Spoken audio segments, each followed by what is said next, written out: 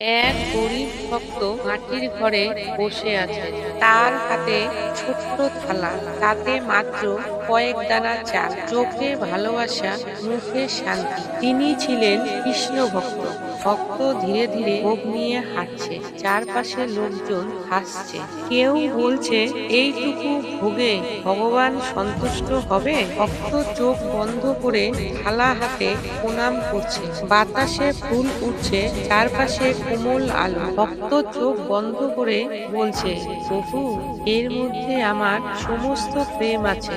আলো ঝলমল করে শ্রীকৃষ্ণ আবির্ভূত হচ্ছেন, হাসি মুখে, হাতে বাঁশি। ভক্ত বিস্ময়ে মাথা নিচু করে। কৃষ্ণ ভক্তের মাথায় হাত রাখছেন। দুজনের চারপাশে আলো ছড়িয়ে পড়ছে। কৃষ্ণ বলছেন, ভক্তি যদি সত্যি হয়, এই কয়েক দানা চালও আমার কাছে রাজভোগ।